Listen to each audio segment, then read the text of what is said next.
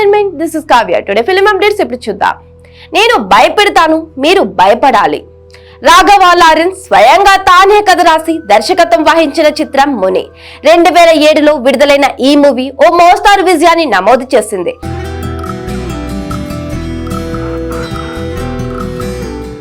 ఆ తర్వాత చాలా గ్యాప్ ఇచ్చి ముని చిత్రానికి కొనసాగింపుగా 2011లో కాంచనా చిత్రాన్ని తీసుకువచ్చారు. కాంచనా అటు తమిళంతో పాటు తెలుగులోనూ విడుదల చేశారు. 2 భాషల్లోనూ కాంచనా ఘన విజయం సాధించింది. ముఖ్యంగా అర్ధనారీశ్వరి పాత్రలో లారెన్స్ నటన ప్రతి ఒక్కరిని విశేషంగా ఆకట్టుకుంది. కాంచనా ఎండ్లో సీక్వెల్ గా కాంచనా 3 అని ప్రకటించారు. అందులో భాగంగానే కాంచనాలో 3వ భాగాన్ని 2015లో గంగా పేరుతో తీసుకువచ్చారు.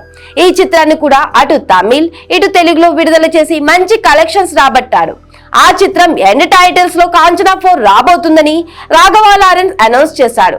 కానీ అది చాలా కాలంగా కార్యరూపం దాల్చలేదు.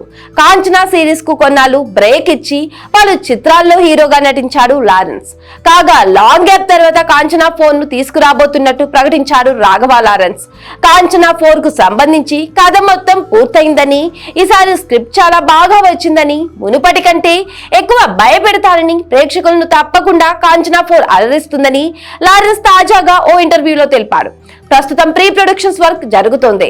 అన్ని కార్యక్రమాలు ముగించి సెప్టెంబర్ నాటికి షూటింగ్ స్టార్ట్ చేయబోతున్నట్లు చెన్నై సినీ వర్గాల నుంచి సమాచారం అందుతోంది. త్వరలోనే మీడియా సమావేశం నిర్వహించి నటీనటులు ఇతర టెక్నీషియన్ల వివరాలు వెల్లడిస్తారని వినికిడి. ఇంకా ఈ సిరీస్ లో ఎన్ని చిత్రాలు నిర్మిస్తాడో, ప్రేక్షకులను ఎంతగా భయపెడతాడో అనేది వేచి చూడాలి.